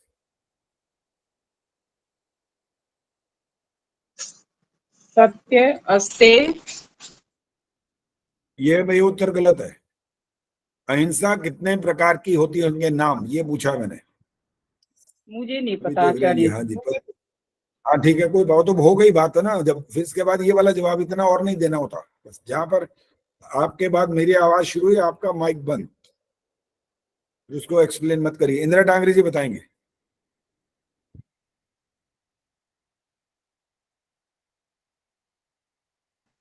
आचार्य जी ऐसे मुझे नाम तो नहीं मालूम, मगर अहिंसा किसी को गलत बोल करके दुख पहुंचाना भी हिंसा होती है, और केवल एक पशु को मार के खाना ही अहिंसा हिंसा नहीं होती है। और एकदम से पूछा, बहुत कुछ नहीं दिमाग में आ रहा। चलो ठीक है, कोई बात नहीं। इंदिरा आहूजा बताएंगे। मन, वचन और कर्म से, तीनों से हमें हिंसा ये होता है। इसका संक्षिप्त 3 शब्द छोटे छोटे हैं। संस्कृत में मनसा वाचा कर्मणा, और हिंदी में मन से, वचन से और कर्म से। मन से हिंसा का एक उदाहरण दो। इंदिरा जी बोलेंगे, बाकी कोई नहीं बोलेगा अभी। मन से हिंसा किसे कहते हैं? मन में हमारे कुछ और चल रहा है, हम सामने बहुत मीठी मीठी बातें करते हैं, ये हो सकता है। वैसे मन में ये हिंसा नहीं है, ये असत्य है इसका नाम। अच्छा, इसका नहीं, ये इसके हिंसा अलावा नहीं है। नहीं, मुझे मन से तो नहीं कोई बात नहीं, समझ बस ठीक है। अभी और किसी से पूछेंगे बस। जब उत्तर गलत हो गया तो वहां चुप होना है बस, फिर और दूसरे का नंबर आएगा। चंद्रकांता जी बताएंगे मानसिक हिंसा का मतलब। जी, मैं उसको मारना चाहती हूँ, अपने मन में मैंने सोचा हुआ है, या उसको पीड़ा पहुंचाना चाहती हूँ। बिल्कुल, मन के अंदर ही आ गया ना विचार। हिंसा का मारना, पीटना, कूटना, जो भी कह लो, वो मानसिक हिंसा। अभी करा नहीं है, लेकिन अभी करा नहीं है, अभी उसको मार थोड़ी दिया। अभी तो मानसिक कार्यक्रम शुरू हुआ है अभी तो। और वाचिक, ये वाली हिंसा कौन सी होती है? मीना सिंघल जी बोलो। वाचिक हिंसा वो होती है जो वाणी से कही जाती है, जिससे किसी को कटु वचन बोलना, अशुद्ध व्यवहार करना, ये वाचिक हिंसा कहलाती है। ठीक है, बिल्कुल ठीक है। कठोर बोलना, गाली वाली गलौज करना, ये सब करना वाणी के द्वारा जो किया जाएगा, गलत होगा जो, वो वाणी की हिंसा। मनसा वाचा। अब कर्मणा, कर्म वाली कौन सी है? रचना बताएंगे अब। कर्मणा माने जो ये कर्मणा हिंसा, वो कौन सी? शरीर के द्वारा किसी को मारना, पीटना, इस तरह की पहुंचाना, कष्ट पहुंचाना। इंद्रियों कर्म के द्वारा हाथ पैर आदि का, इससे लड़ाई झगड़े करके वो हिंसा, जैसे काट पीट देना, जीवों की हत्या कर देना, ये सब उसके अंदर आएंगे। वाचा, मनसा वाचा कर्मणा, 3 प्रकार की ये हिंसा की बात की गई। चलो जी, क्या समय हुआ है? इस समय 51 हो गए। आचार्य जी, आचार्य जी, ये समझ में नहीं आया कि दुर्गंध में अरुचि, ये समझ में नहीं आया। दुर्गंध से तो सबको अरुचि होती है। इसका अर्थ ये है, दुर्गंध में अरुचि का अर्थ ही नहीं कि वहां बैठे रहो, ये अर्थ नहीं है। इसके सूंघते रहो, ये मतलब नहीं है इसका। वहां पर अपने आप को ऐसा ना महसूस करा दो कि मैं, जिसने ये किया है, मैं उसकी हड्डियां तोड़ दूं, उसको मार डालूं, उसने ये कैसे इतना वो कर दिया। सुगंध में रुचि, अब ये भी इसका उल्टा भी कर लेते हैं। चलो, सुगंध में रुचि का मतलब है वो मस्त होना चाह रहा है, वाह वाह कितना आनंद आ गया, कितना बढ़िया लग रहा है, और इसका जैसे ही जरा सा इधर उधर हुआ, दुखी होना शुरू हो जाएगा वो। तो जितेंद्रीय बनने के लिए सारी बातें आपको समझाई गई यहाँ पर। जितेंद्रीय बनना चाहते हो तो ये इन सब का पालन करो। अच्छा स्पर्श करे, मखमल के गद्दे पर सो रहे हैं, बड़ा आनंद आ रहा है, बड़ा अच्छा लग रहा है। सोने के लिए मना नहीं किया। ये मत कहना कि ये तो जब आप कह रहे हो कि इस पर सो के बड़ा आनंद आ रहा है तो ये क्यों नहीं। उसके अंदर मस्त नहीं होना, लिप्त नहीं होना है। मतलब लिप्त हो गए तो कल को इसका परिणाम दुख आएगा ही आएगा, क्योंकि कल को मिलेगा नहीं है। सारी अवस्था हमारे शरीर की एक जैसी नहीं रहने वाली है, बदलेगी ये। तो जिस समय ये सब प्राप्त नहीं होगा तो दुखी हो जाओगे फिर। इसलिए इनमें लिप्त ना हो जाओ बस। न कर्म लिप्यते नरे, यहां आकर के मंत्र समाप्त होता है। हाँ जी सुनीता जी, पूरा मंत्र मालूम है? कोशिश करती हूँ। एवं कर्माणी नहीं भूल गई। और किसी को आता है तो हाथ खड़ा करो। नान्यथा, मतलब बोलना नहीं है, माइक बंद करिए। पद्मा जी बोलो। ओम कुर्वन्ने वेह कर्माणि जिजीविषेच्छतं समाह एवं त्वयि नान्यथेतोऽस्ति न कर्म लिप्यते नरे। बिल्कुल ठीक, यही है। बहुत अच्छा, सुंदर अपने आवाज में गाया, बहुत अच्छा गाया। कल भी मुझे लग रहा है आप कहीं किसी प्रोग्राम में बोल रही थी ना, मेरे ख्याल। हाँ जी आचार्य जी।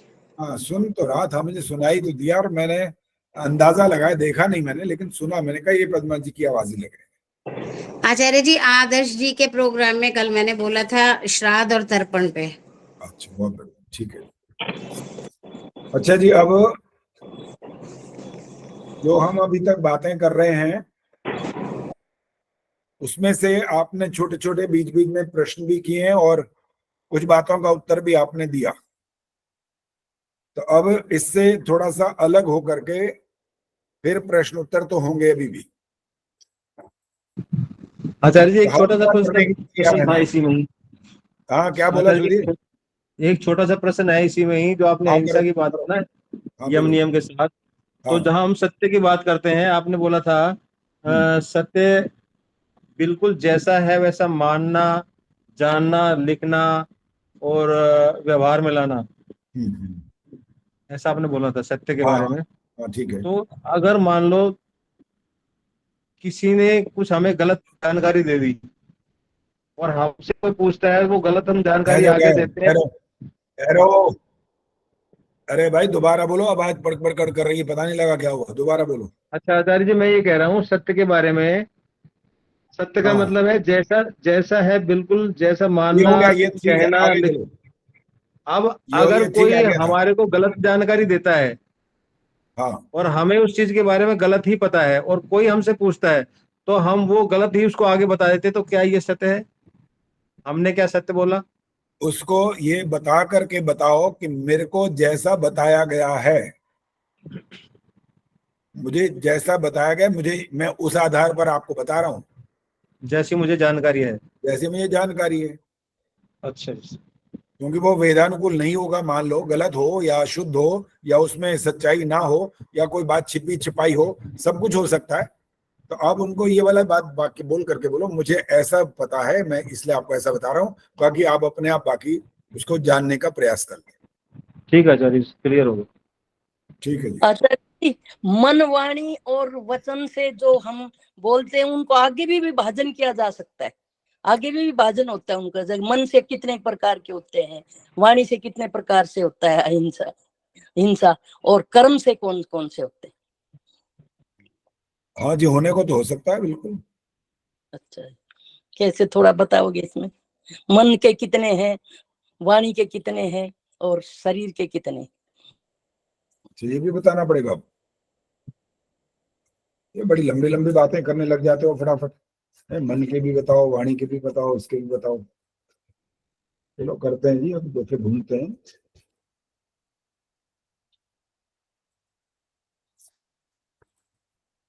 जी स्विट्जरलैंड से बोल रही है आचार्य जी। नेक्स्ट क्लास में बता देना चाहिए, नेक्स्ट क्लास में बता देना। अच्छा जी, देख लेते हैं, अगर मिल जाता है तो, नहीं तो अगली बार तो बता ही देंगे फिर। चलो अगली बार बताएंगे, अभी यहाँ तो पता नहीं लग रहा था, हर चीज सामने नहीं होती एक समय में।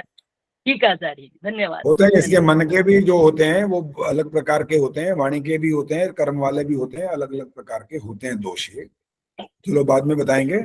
अभी जो बातचीत करने वाले थे, हाँ बोलो। हाँ जी अंजू जी बोलो, क्या बोल रहे हो, समझ नहीं आ रहा अभी। हाँ जी, मैं ये पूछ रही हूँ कि जैसे आवाज आ रही है? हाँ आ रही, कट जाती है, बोलो बोलो। आ रही है? आ रही है। जैसे एक डॉक्टर के पास मरीज जाता है और वो देखता है कि ये मरीज मरने वाला है। हाँ। और वो उसको अब अगर बताता है तो मृत्यु की संभावना 100% हो जाती है। तो वो वहां पर क्या करेगा? उसको सत्य बोले या नहीं मतलब उसको बताए कि मृत्यु हो जाएगी, या ये बताए कि एक तरीका ये भी है कि ये कहे भाई भगवान से प्रार्थना करो तुम्हारा छुटकारा हो जाए। तो किस रूप में बोलना वो है? इतने सूक्ष्म प्रश्न कहाँ से ले आते हो? ढूंढ के लाते रहते हो, कहते हुए बाल की खाल निकाल के दिखाई दो कम से कम। है देखो, पहली बात तो ये डॉक्टर की आप बात कर रहे हो ना, वो सत्यवादी हरिश्चंद्र नहीं है। ठीक है, वो बात बात में झूठ बोलते रहते हैं वो। और अगर उनसे कोई दवाई लेनी हो ना, कोई ऐसी बात करनी हो, तो वो बोलते हैं जी इतने का तो हमारे को बड़ी है, हम इससे कम में कैसे दें। वो जब हम प्रार्थना करते ना भाई थोड़ा सा कुछ, वैसे तो करता ही कोई डॉक्टर के पास जाके कोई नहीं कहता कि थोड़ा कम कर लो, वहां कोई नहीं कहता, लेकिन फिर भी उन्होंने एक एक बात में झूठ बोलते रहते हैं वो। सारे के सारे 5 उंगलियां जैसे बराबर नहीं है, सारे डॉक्टर भी एक जैसे नहीं है। लेकिन वहां पर क्या कहना चाहिए क्या नहीं कहना चाहिए, देखो हमारे हाथ में पुरुषार्थ करना है, हम प्रयास करेंगे, हम पूरी मेहनत करेंगे, सब कुछ करेंगे, लेकिन हमारे हाथ में सब कुछ तो नहीं है ना।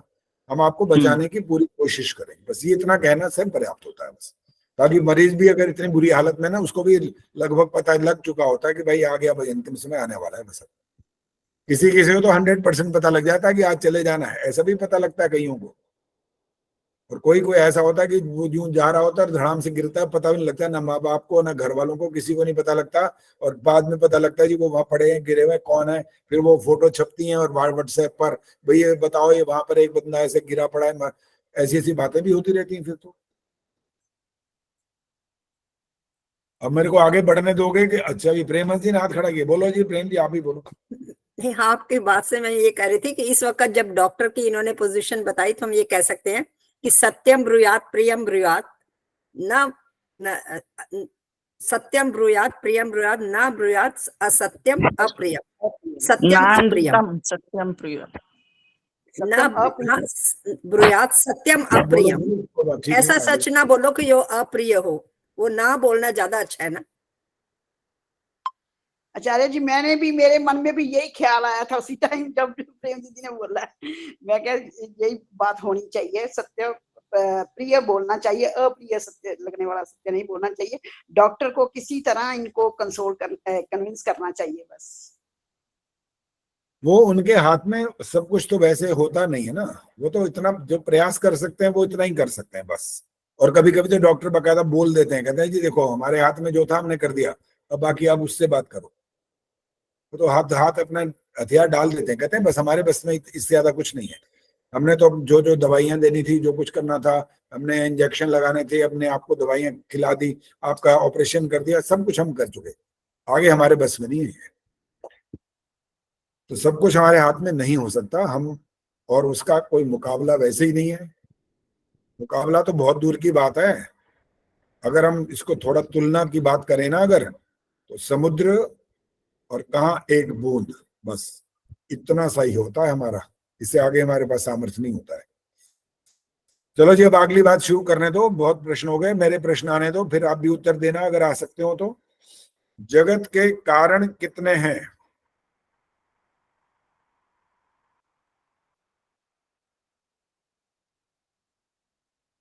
एक ही हाथ खड़ा हुआ अभी तक, बस सुनीता जी का।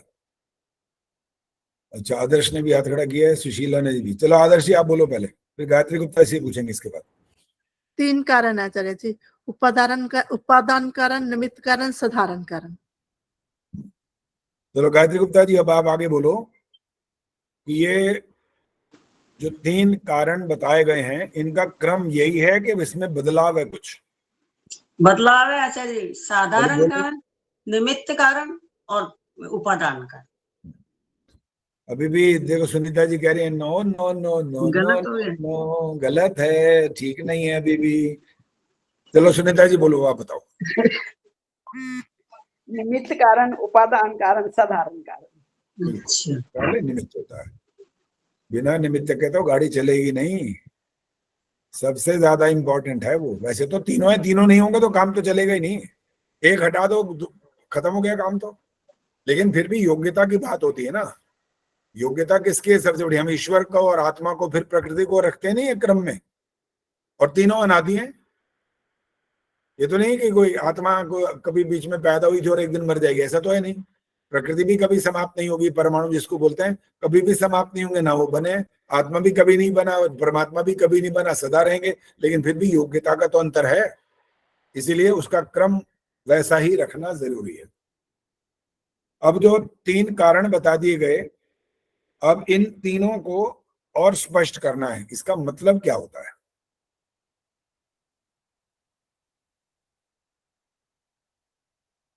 सुशीला जी बोलो, हाथ खड़ा है आपका। आचार्य जी, उपादान कारण जिन पदार्थों से कोई वस्तु बनती है। पहले रुक जाओ, निमित्त रुक जाओ अभी। अब आपका उत्तर आपसे नहीं लेंगे। जब अभी एक बात हुई है कि जब योग्यता के अनुसार बात करी है और वो स्पष्ट हो गया था कि किसका कारण का नाम पहले आना चाहिए, आप फिर कहीं और से शुरू कर बैठे। निमित्त कारण जो बनाने वाला होता है। नहीं, अब नहीं बोलना। ये तो मैंने कहा, यही आपको एक और एक प्रकार की ये वो है इंस्ट्रक्शंस की, एक बार में जो आपको बोलना है बोल लो, मैं मना नहीं करता हूँ, लेकिन आप एक बार बोल बैठे फिर मेरे को बोलना पड़ा, फिर आप दोबारा नहीं बोल सकते, उसमें फिर आपको शांत होना पड़ेगा। इंदिरा टांगरे जी बोलिए। जी, निमित्त कारण जिसके बनाने से कोई चीज बने और जिसके ना बनाने से कोई चीज ना बने। जैसे कि परमात्मा इस संसार को बनाता है, और दूसरा साधारण निमित्त कारण मनुष्य भी होता है, क्योंकि मनुष्य भी संसार में कुछ ना कुछ बनाता है। और उपादान कारण जिसके जिसके जिसके साथ कोई चीज को बनाया जाता है। जैसे संसार को बनाने के लिए परमाणु को लिया, तो ये उपादान कारण हुआ। एक उत्तर गलत है आपका, एक बाकी ठीक है। ये क्रम भी फिर आपने बदल दिया मेरे ख्याल से। नहीं आचार्य जी, वो मुझे याद नहीं है। अब बताएं गीता तिवारी। अच्छा जी।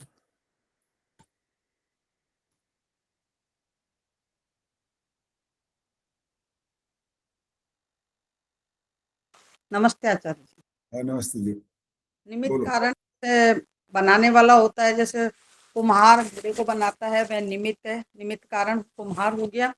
और उपादान कारण उसने बनाने के लिए जो सामग्री ली वह है मिट्टी वगैरह, ये साधारण कारण हो गया। गोल मोल बात कर रहे हो और आप स्पष्ट नहीं हो। अब आगे नहीं बोलना, बस आगे नहीं बोलना। हाँ जी, और कौन हाथ खड़ा कर रहा है? अभी कोई दिखाई नहीं दे रहा अभी तक तो। निर्मला जी, हाँ बोलो। निमित्त कारण में ईश्वर जो है वो निमित्त कारण है सब वस्तुओं का। वो जैसे सतो रज तम के बाद जब प्रकृति बनती है तो प्रकृति से सब चीजों का निर्माण करता है, सब चीजें जो है उसी की सहायता से बनती है। उसके बाद जो है मनुष्य भी जो है वो निमित्त कारण है। मनुष्य जैसे अभी इन्होंने बताया था कि जैसे घड़े का निर्माण जो करता है कुम्हार जो है वो निमित्त कारण है, उसको बनाने वाले। मिट्टी जो है वो जो है उपादान कारण है, मिट्टी उपादान कारण है उसका। तो वो जो है इस तरह से, और साधारण कारण चाक और सारी चीज जो उसके साथ होंगी वो साधारण कारण होगा। तो ऐसी वस्तुएं बनती है। दो बार आप रुक गया करके, अब आगे नहीं बोलना। तीसरी बात कोई स्पष्ट नहीं हुई अभी। पद्मा जी बोलिए अब। आचार्य जी, निमित्त कारण तो जैसे परमात्मा, और इन्होंने जो कुम्हार का उदाहरण दिया है कि कुम्हार ने उपादान कारण, जैसे मिट्टी और जो भी उसमें यंत्र इस्तेमाल होते हैं वो उपादान कारण है, और जो बन के तैयार हुआ जैसे घड़ा या कोई भी पात्र, मेरे हिसाब से तो वो साधारण कारण है। तो ऐसे ही परमात्मा ने सृष्टि को बनाया। गलत हो गया, बस अब आगे नहीं बोलना। मिथिलेश जी बोले। जैसे ये कुम्हार का नाम ले रहे हैं जी, जो बनाने वाला कुम्हार है वो निमित्त कारण, और उसने घड़े को बनाने में जैसे मिट्टी चाक और जो भी साधन दिए हैं वो उपादान कारण, और उसको जो हवा पानी जो मिला है ना, धूप, ये सब साधारण कारण है।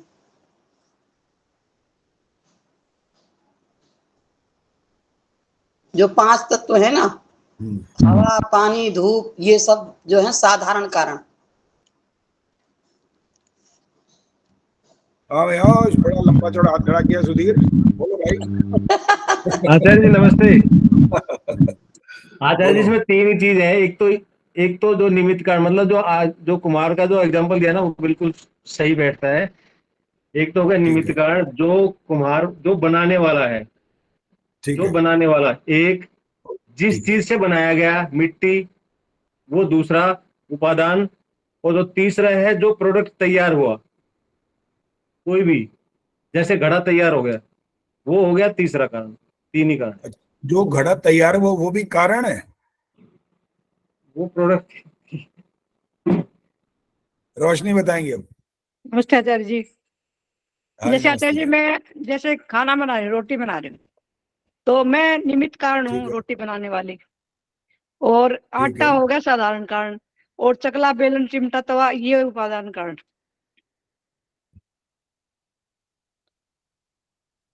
गलत हो गया आचार्य जी? अभी थोड़ा धैर्य रखो। हाँ जी, आदर्श जी बोलो। आचार्य जी, कुम्हार हुआ निमित्त कारण, उपादान कारण है मिट्टी, और साधारण कारण है जो डंडा, चाक वगैरह जो साधन उसमें यूज होते हैं वो साधारण कारण। ये उत्तर ठीक है। वैसे रोशनी ने भी सही बोला, गलत नहीं, उनका भी ठीक है। निगाह रोटी बनाने वाली मैं, और किस चीज से बनेगी रोटी? आटा चाहिए ना, हो रही है। और ये जो बीच में ये है ना, चकला, बेलन, तवा आदि, जो उसके बनाने में साधन होते हैं, वो होते हैं साधारण कारण। और केवल ईश्वर ही नहीं होता है। अपने जो उदाहरण बाकी घड़े वाले दिए, कुम्हार वाले दिए, वो आपने मनुष्य वाले उदाहरण दिए, क्योंकि चेतन सत्ताएं दो हैं, एक ईश्वर और एक जीवात्मा। तो दोनों हैं इसमें निमित्त कारण। ईश्वर जो है वो सबसे बड़ा कारण है, क्योंकि उसके बगैर संसार ही नहीं बनेगा। तो मनुष्य तो बाद में पैदा होगा और बाद में चीजों को लेकर के बनाएगा ना, दुनिया की चीजों को। जब वो घर बनाए, चाहे कुछ बनाए, महल बनाए, कार बनाए, हवाई जहाज बनाए, कुछ भी बनाए, वो तो बाद के काम है। सबसे पहले तो ईश्वर चाहिए ना, वरना परमाणुओं को पकड़ करके संसार के इन 5 तत्वों में बदलेगा कौन? आप कर सकते हो क्या ये काम? आपके बस की थोड़ी है ये काम। आप उन परमाणुओं को छू भी नहीं सकते, बनाने का तो प्रश्न ही नहीं है। और आप पहली बात तो हो ही नहीं वहां, तो सीधी सी बात तो यही है। अब छूने की बात भी तो बेकार ही हो गई, यहाँ पर हो ही नहीं आप वहां पर। लेकिन हो ही नहीं का क्या अर्थ है? सुषमा गौतम बताएंगे। आप हो ही नहीं वहां पर, क्या अर्थ है इसका? मतलब हम वो कर ही नहीं सकते। नहीं, कभी हो ही नहीं, नहीं कर ही नहीं सकते अलग है, हो ही नहीं वहां पर, उसका क्या अर्थ है? चलो गीता ने हाथ खड़ा हम किया। निमित्त कारण नहीं है मतलब। नहीं नहीं नहीं नहीं नहीं, मैंने जितना छोटा सा पूछा उसका छोटा उत्तर चाहिए भी। गीता बोलो। माइक तो ऑन करा करो, माइक भूल जाते हो, जब नंबर आता है तब भूल जाते हो। बताओ। जब प्रकृति नहीं बनी, संसार नहीं बना, तो हमारा जीव तो हुआ ही नहीं, तो हम कहाँ से रहेंगे? ये है इसका। हम हैं कहाँ वहां पर? हमारे तो, हम एक तरह से मूर्छा अवस्था में है तब। अभी तो जब तक ब्रह्मांड की रचना होगी ना, ये तो 5 तत्व बनेंगे, पानी, हवा, ये सब बन जाएंगे, पेड़ पौधे, सब जीव जंतु बनेंगे।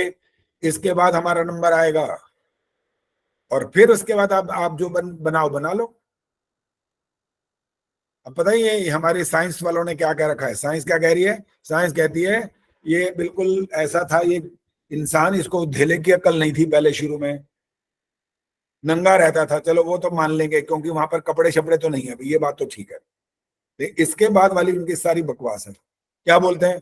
वो क्या कर रहा था, वो ना कच्चा मांस खाता था, ये बोला, कच्चा मांस खाता था।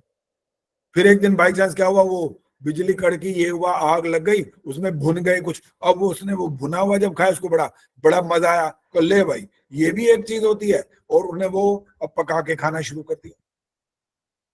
अब क्या बोलते हो? तुम्हें ईश्वर का पता ही नहीं है? इसका मतलब कुछ ईश्वर भी कोई चीज है दुनिया में?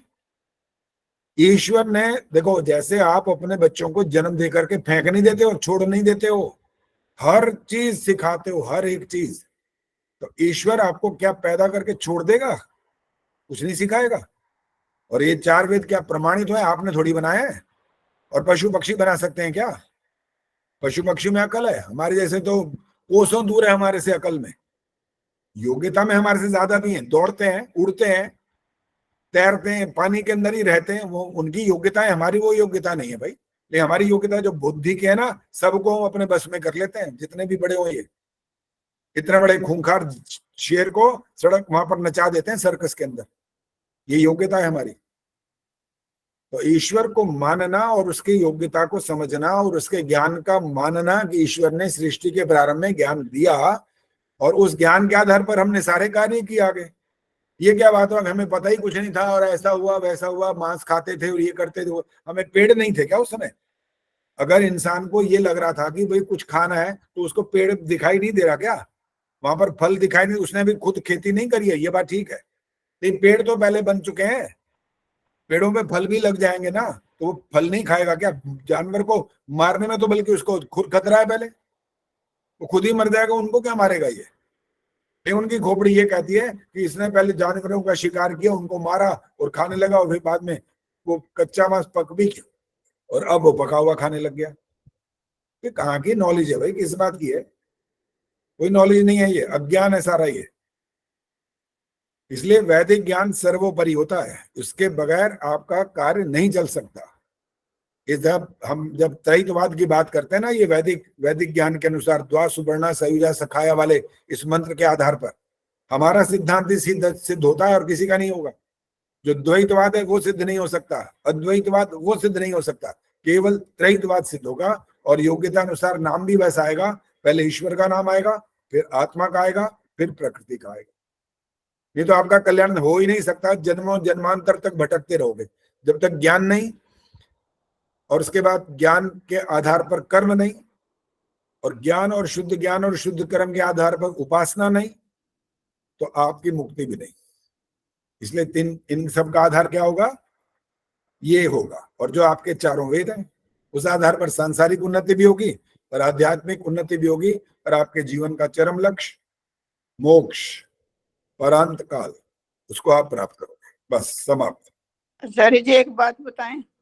बोलो जी, जल्दी बोलो फटाफट। आचार्य जी कहाँ मानते हैं लोग? अभी जैसे नवरात्रे शुरू हो रहे हैं, अभी डांस ड्रामे कथा ये वो 20% लोग मानते हैं वेद सिद्धांत को और वेदों को, कोई उनको विश्वास नहीं है। तो क्या वो सारे लोग मुक्ति को प्राप्त नहीं करेंगे? छोटा सा प्रश्न किया करो, लंबी बात मत किया करो। आपका प्रश्न सुनते ही मेरे को समझ में आती है कि आप क्या पूछना चाहते हो, इसलिए उसका उत्तर सुन लो बस। अगर ठेठ शब्दों में बोले, कड़वे शब्दों में, हमारी बात नहीं मानते तो हम क्या करें? बोलो, मार मार के मनवाएं? जवाब दो, जवाब दो ना। आपने क्या करें? नहीं बस आचार्य इसका जी। जवाब जब ये है वो नहीं मानते तो आपका कर्तव्य समाप्त हो गया। बस आपको चिंता कर रहे हो उनकी, जो करेगा सो भरेगा, ये पता है कि नहीं? हाँ जी। बस जो रोटी खाता पेट उसी का ही भरता है। जो अज्ञान के उस सागर में डूबना चाहता तो डूब मरे, हम क्या करें फिर? हम तो समझाना चाहते हैं, बताना चाहते हैं, प्यार से ऐसे हाथ जोड़ करके समझाना चाहते हैं कि ईश्वर कभी नहीं आता भाई, कभी नहीं आता। और वो मानने को तैयार नहीं, कहते वो आता है उतार लेता है, इधर आता है उधर आता है, दुष्टों को नहीं क्या क्या बोलते रहते हैं। वो नहीं मानने को तैयार तो ना माने, हम क्या करें फिर? हमारा ठीक बात है आचार्य जी, ठीक बात। बस और नहीं, और बात नहीं होगी जी। बाकी अब बुधवार को बात होगी, शांति पाठ होगा। विजय लक्ष्मी जी, आप बिल्कुल अंत में हाथ खड़ा करते हो, आगे से आपका अंत में बोलने पर आपका उत्तर नहीं मिलेगा, बीच में हाथ खड़ा कर दिया करो। मैंने देख लिया आपका हाथ खड़ा था, अभी बात क्वेश्चन अभी रिलेटेड है, इसी से रिलेटेड लास्ट में ही आया, इसलिए चलो बोलो। पहले सब समझ आ रहा। अच्छा बोलो। जैसे आपने ये कुम्हार मिट्टी और चाक का क्लियर है, ऐसे ईश्वर के बारे में आप निमित्त बता रहे हो, तो उसका उपादान और साधारण नहीं जानना चाह रही थी क्या? ईश्वर का निमित्त कारण नहीं पता आपको? ईश्वर निमित्त कारण क्या है? संसार को बनाता कौन है? ईश्वर बनाता है, निमित्त है, ईश्वर तो निमित्त है, फिर उपादान और साधारण मान नहीं पता। उपादान कारण ये प्रकृति है, उपादान कारण प्रकृति। ठीक है, साधारण में क्या आएगा? किसके माध्यम से बनाता है वो? साधन क्या है? प्रकृति तो मेरे को लग रहा था होगा जरूर उपादान, लेकिन वो तो हो गया। साधन क्या है? साधन क्या है? अणु परमाणु छोटे छोटे, वो सतरज तम है, सतरज तम जो है वो, या छोटे अणु परमाणु, नहीं पता, इसीलिए पूछ रही हूँ आचार्य जी। देखो साधारण जो कारण होता है ना, सुनो बस बोलो मत, सुन लो। साधारण कारण में हमारे पास क्या था? हमारे पास थे वो चाक और दंड, ठीक है, लेकिन थे तो हम ना, मुख्य कारण तो हम ही थे। कुम्हार है कि नहीं है? उस चाक और दंड को घुमाने वाला कौन है? कुम्हार है ना? तो जैसे ईश्वर ने प्रकृति के माध्यम से ये सब किया, उसकी जो एक इस संसार को बनाने की शक्ति है, उस शक्ति का नाम होता है साधारण कारण। और उसका नाम पता है क्या है? शक्ति का नाम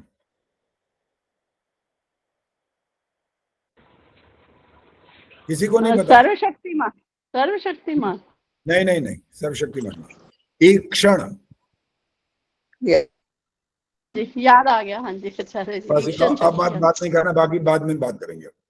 ओम द्यौः शांतिरंतरिक्षं शांतिः, पृथिवी शांतिरापः शांतिरोषधयः शांतिः, वनस्पतयः शांतिर्विश्वे देवाः शांतिर्ब्रह्म शांतिः, सर्वं शांतिः शांतिरेव शांतिः, सा मा शांतिरेधि।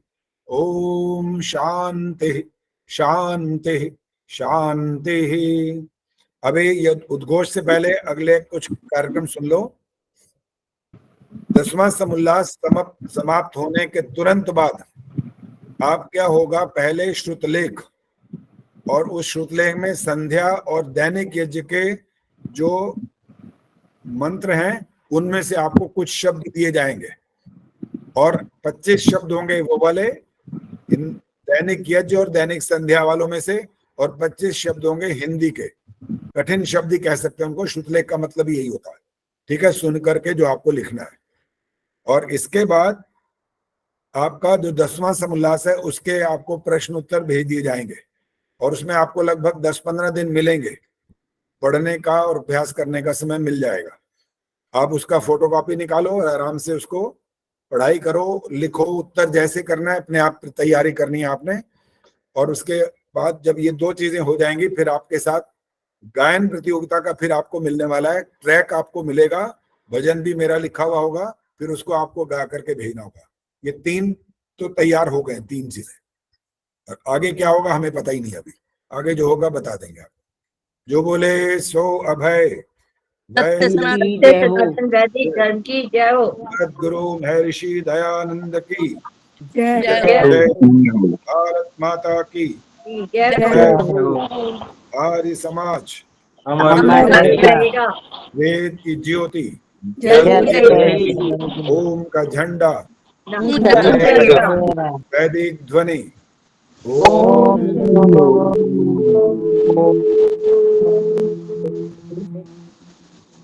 वैदिक अभिवादन सभी को सादर।